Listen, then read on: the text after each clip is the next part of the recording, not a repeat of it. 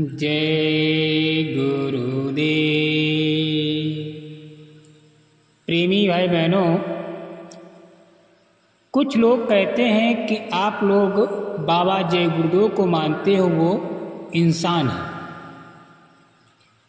मैं इंसानों को नहीं मानता, मैं भगवान को मानता हूँ। मैं भगवान को मानता हूँ और जो इंसान को मानते हैं वो मूर्ख है।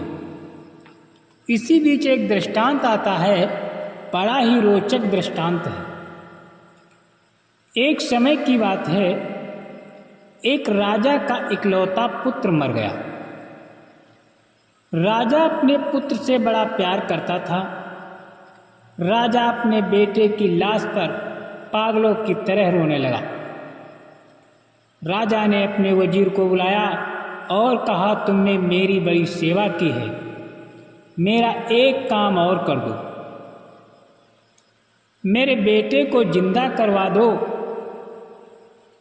वजीर ने कहा, महाराज, राजकुमार को कोई वैद्य या हकीम जिंदा नहीं कर सकता, मगर मैंने सुना है कि मुसलमान जो कुरान पढ़ते हैं, उस कुरान की आयतों में जिक्र आता है कि अल्लाह ताला मुर्दे को भी जिंदा कर सकता है।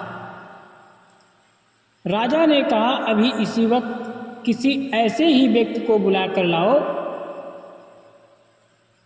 वजीर ने कहा, महाराज, वो मुसलमान है, मगर आपकी जात बिरादरी का नहीं।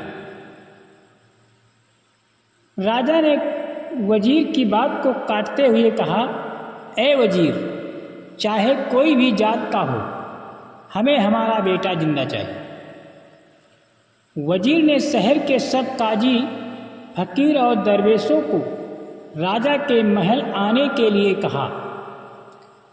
दूसरे दिन सब फकीर दरवेश राजा के दरबार में इकट्ठा हो गए।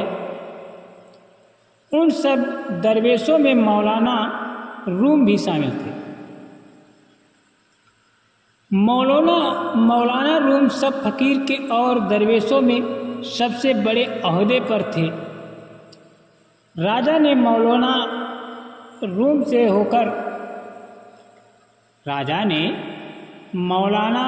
से रोकर गुजारिश की और कहा, ए दरवेश, मेरा इकलौता पुत्र बीमारी की वजह से मौत की नींद सो गया है। आप उसके जिस्म में जान डालकर उसे जिंदा कर दो। हम तुम्हें हीरे और मोतियों से मालामाल कर देंगे। मौलाना रूम ने कहा, महाराज, हम दरवेश हैं, यानी फकीर हैं, हमें दौलत का कोई लालच नहीं है, मगर सच ये है कि हम आपके बेटे को जिंदा नहीं कर सकते। जिंदगी और मौत को अल्लाह के हाथ में है। वजीर ने आगे बढ़कर कहा कि आप जो कुरान पढ़ते हैं, उसमें लिखा है कि कोई अल्लाह का नेक बंदा कुरान की फला आयत को पढ़े तो मुर्दा भी जिंदा हो सकता है। इस पर मौलाना रूम ने कहा कि आपकी बात सच है, मगर हम वो फकीर नहीं हैं, हमें जाहिरी ज्ञान नहीं है। हम कुरान सिर्फ ऊपर ऊपर पढ़ते हैं। आपके राजकुमार को कोई बातीनी ज्ञान वाला बात बिल्लाह तक पहुंचा हुआ फकीर ही जिंदा कर सकता है। राजा ने बड़ी उत्सुकता से पूछा कि ऐसा फकीर कहाँ मिलेगा।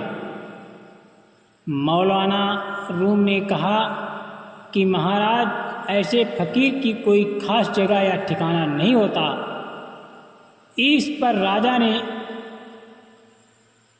राजा ने गुस्से में आकर सब फकीरों को हुक्म दिया कि अगर 10 दिन के अंदर कोई बाप मिल्ला फकीर ढूंढकर मेरे सामने नहीं लाए तो मैं तुम सबको फांसी चढ़ा दूंगा। सब फकीरों ने बड़ी गुजारिश की, मगर राजा ने एक न सुनी। सब फकीर और दरवेश फांसी के डर से अल्लाह के उस नेक बंदे को ढूंढने में लग गए। ढूंढते ढूंढते 8 दिन गुजर गए। 9वें दिन मौलाना रूम किसी जंगल से गुजर रहे थे। तभी मौलाना रूम और सब फकीरों को अल्लाहों की आवाज़ आई। आवाज़ में बड़ी कशिश थी। सब फकीर उस आवाज़ की तरफ बढ़ने लगे। जब आगे जाकर देखा, एक फकीर समाधि पर बैठा हुआ था। वो फकीर स्वयं शम्स दरवेश ही थे। आवाज़ उनके मुख से नहीं, उनके जिस्म से आ रही थी।